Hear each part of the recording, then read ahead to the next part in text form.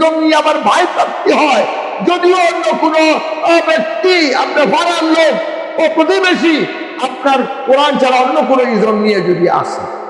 আমাদের দেশে অনেক সময় আপনাদের এই পার ওই পার, আপনার ফুলপুর তারাকান্দা, আমাদের প্রার্থী ফুলপুরের প্রার্থী, আমরা সবাই ফুলপুরের প্রার্থীকেই দিব, তারাকান্দার প্রার্থীকে কেন দিব? আমরা এই পারের মানুষ থেকে আপনার দাঁড়াইছে মেয়র হোক চেয়ারম্যান হোক, আমরা তাকে দিব।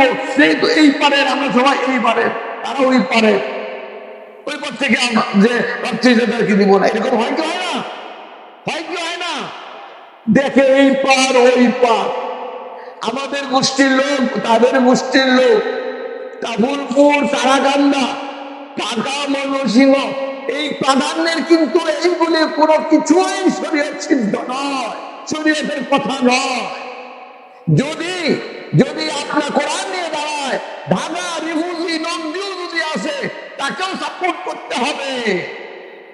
আর অন্য কোন ইজম নিয়ে যদি আপনার আপন ভাই, আপনার পিতা, আপনার ছোট ভাই, বড় ভাই, মামা, নানা, খালা, খালু, যেই পার্থক না কেন, সে ধিক্কৃত, সে অস্বীকৃত, তাকে সাপোর্ট করা যাবে না। এটা হলো শরীয়ত। যে শরীয়তের কথা শোনার জন্য এই গভীর রাতে শীতের মধ্যে আপনারা কষ্ট করে এখন পর্যন্ত বসে আছেন। আমার কথা বুঝতে পারছেন আপনারা?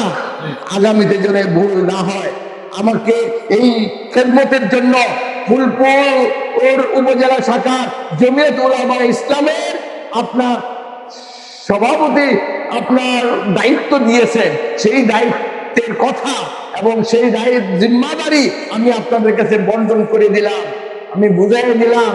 ওমা আলাইনা ইল্লাল বালাগ, এইটাই আমাদের দায়িত্ব। বাকি আপনারা সময় মতো সেই দায়িত্বকে পালন করবেন। যদি না করেন তাহলে আরো বড় কুরবানি আসতে পারে, তখন তো আমরা আরো পিছিয়ে যাব, আরো ফেল করব।